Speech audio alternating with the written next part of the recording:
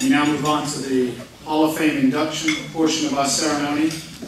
And we start that induction ceremony by traveling to the swimming pool and the achievements of Shelly Baker Butler, class of '96. Coach Jim Steen will be inducting Shelly. Coach Steen.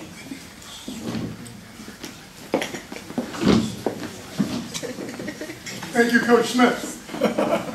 And thank you, Peter Rutkoff, for not taking any of my time.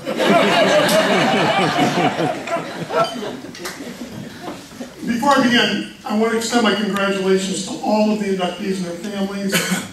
This is truly a community that is driven by stories. They shape our culture and they elevate our spirit.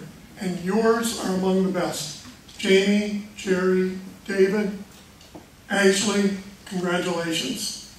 We have two women swimmers who are being inducted into the Kenyon Athletic Hall of Fame tonight. Shelly Baker, at a little over 6 feet, and Ashley Rowett, a little under 6 feet for Shelly, and Ashley Rowett, a little over 5 feet, represent the long and short of the best of Kenyon women swimming. I have the honor of presenting Shelly Baker, who unfortunately can't be with us tonight, and I will explain why later in the presentation. We do have 3 members of the Baker family with us tonight, all of whom have played oversized roles in the life of the college. Shelly's father, Dick Baker, a member of the class of 1969, was a deep and a 4-year starting fullback on the soccer team, although, truth be told, an athlete of inferior ability to his accomplished daughters. Lynn Baker, Shelly's mom, contributed 2 daughters to the Kenyon legacy. Laura Baker swam 1 year with her older sister and was also an All-American and an NCAA relay champion. Lynn, in her 7 years as a parent, was a die-hard Kenyon swimming fan. So much so that I had to appoint her as an unofficial assistant coach. Her primary role was to continue to remind me under no circumstances were we ever to lose to Denison. Thank God we never did during Lynn's time with the team. And Shelly's older brother, Scott, a member of the class of 1994, is Kenyon's current Director of Alumni Affairs.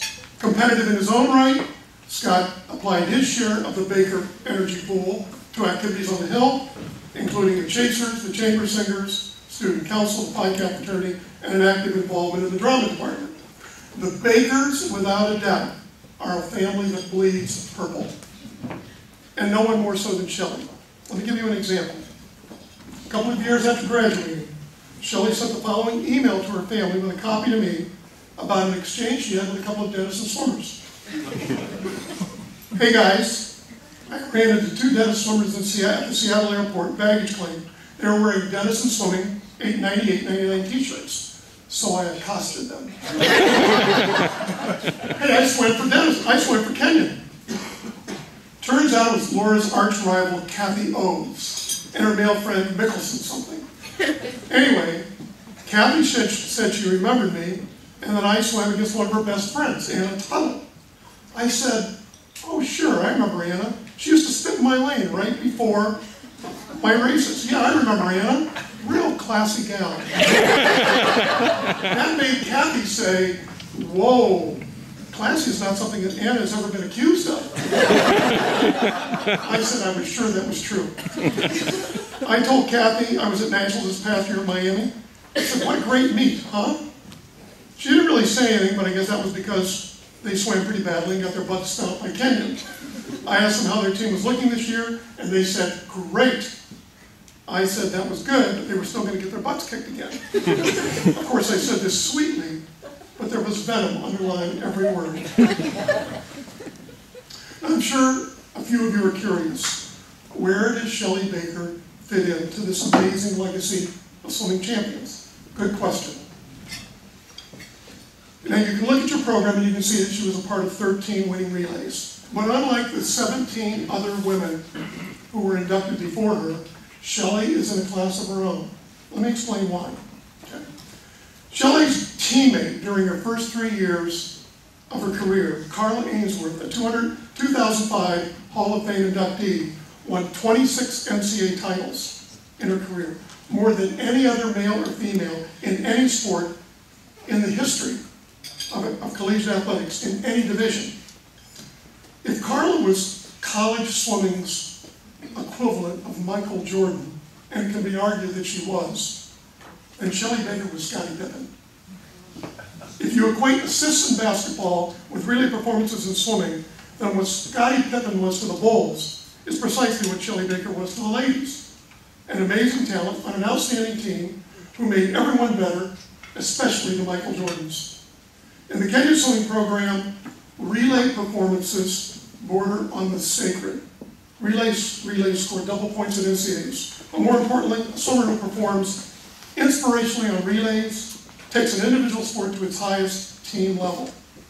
In fact, you're practically enshrined in this program if you perform at your best on relays when others are depending on you in the pressure-packed atmosphere of an NCAA meeting. On 8 of Carla Ainsworth's 13 relay wins, she shared the victory stand with Shelly and was fortunate to do so, as were 2 other Hall of Fame inductees whose total number of NCAA titles rank among the top 5 in collegiate history. Jen Carter in 1993 and Marisha Stawitsky in 1998.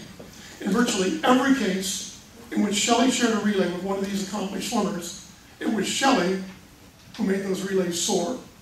She was the flyer on 3 winning 200 medley relays and recorded the fastest split in the country on 2 of them. She was on 2 winning 400 medley relays, one of which set a national record. On the 8 winning 200 and 400 freestyle relays, she was the pivotal leader. On the 200 sprint relays in particular, Shelly was a force to be reckoned with. At the NCAAs in 1993, the ladies set a national record, with Shelly recording the 2nd fastest split in the country, and in 1994, the ladies broke that record, mainly because Shelly opened up a huge lead with the fastest split in the country. Carla Ainsworth calls it the Shelly effect and says it's the best because competing with Shelly not only makes you want to be better, but you have an awesome time doing it too. In the final analysis, it's hard for me to imagine Carla, Jennifer, or Marisha achieving the record they did in NCAA competition without Shelly. Her inspired performance on relays unquestionably added to the total number of titles these women won throughout their career.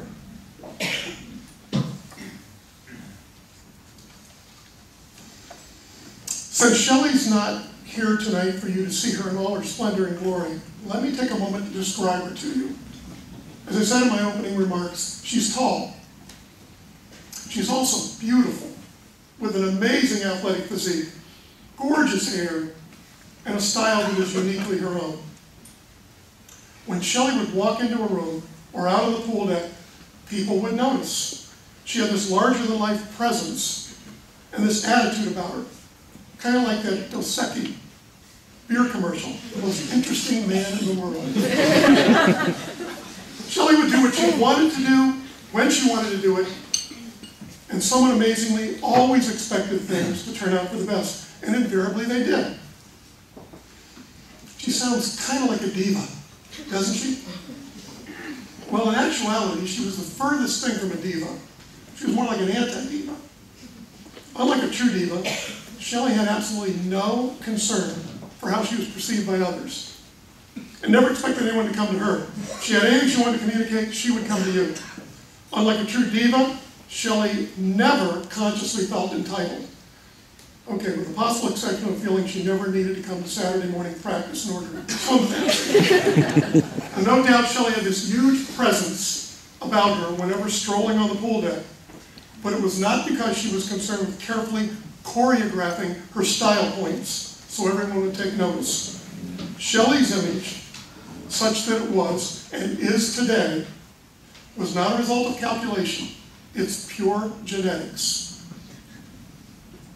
The woman resides in a world of imagination and creativity. The social conventions that bind most of us, well, Shelly's just plain oblivious.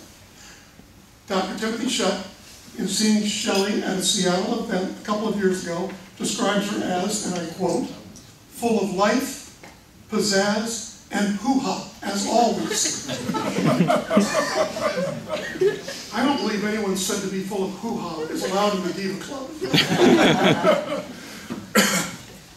Laura Baker, I believe, presents us with a much more accurate picture of her older sister. Shelly was not your typical Kenyon swimmer. Let's just say practice wasn't her thing.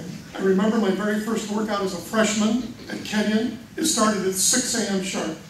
Shelly told me she would pick me up at McBride at 5:40. I got there at 5:30 in the dark and waited and waited and waited. Finally at 5:50, remember this was before cell phones, I hopped on my bike and tore down the hill, freaking out about being late. I remember about 30 minutes later, she strolled onto the pool deck with a bounce on her step, in her step, smiling. I think she was even twirling her goggles and saying hi to all of us as we finished our warm-up. No acknowledgement of her tardiness. I honestly don't know if she even realized she was late. She was on Shelly time. Only she could get away with doing these things. Shelly has Mom's great attitude of being up for anything, anytime. And she's got Dad's wickedly dry sense of humor where she can crack a joke with the straightest of faces. Then she has in a little of her own wackiness. And what do you get? Fun. She's just plain fun to have around. Dull moments aren't a possibility with that gal. Nothing to chat about at the dinner table? Hey, my ensalada grande looks like the shape of Oklahoma. What do your beans look like? Nothing going on in a 10-hour drive to Florida for winter training? Hey, would you rather have a spotlight coming out of your forehead that would start blinking when you got excited? Or a lion's tail that you couldn't hide beneath your clothes? Susie Doble Brennan, a classmate and teammate, remembers the practices. Shelly had this knack for lightening up the mood during the most grueling set. Would all be at the wall huffing and puffing for air, waiting for the next send-off. When out of nowhere you'd hear a voice announcing something like, "Whoa, really feeling that Amish bread right now." Or something off the wall as, "Did you know that women blink twice as often as men?" This was almost always followed by her lovable, goofy laugh. When Shelly laughs, you just can't help but join in. Her shoulders start moving up and down, her upper body sways side to side, and she covers up her mouth with one hand. Swimming wouldn't have been half as much fun if it weren't for Shelly. And Hall of Famer Marcia Stawisky, a first-year sprinter when Shelly was a senior, absolutely loved training with her. And she remembers Shelly knew how to keep Elaine motivated, mainly because she was just so darn hilarious and creative. I remember some of my most enjoyable sets involved the Shelly twist to a practice, many of which occurred during long, somewhat boring kick sets. On one set, Shelly required us to talk in an alien voice with her upper lip turned up as we passed each other on the kickboard. I know this sounds odd, but my goodness, in the middle of a lot of kicking, it would just crack us up and make a long, hard set quite enjoyable. Now, if it sounds to you like Shelly didn't take things seriously, you're right. If it sounds to you like Shelly didn't take herself seriously, you're also right. If it sounds to you like Shelly didn't take swimming seriously, you're definitely right. Shelly didn't take swimming seriously, at least not as seriously as everyone else, which made her so damn threatening. She had nothing to lose. Swimming gave Shelly a great opportunity to do an impression of herself, swimming fast. When the pressure was most intense, Shelly had her best performances. Julie Price, one of Shelly's closest friends at Kenyon, sums up her competitive attitude perfectly. Shelly approaches her challenges with confidence and levity. She wears her experiences lightly.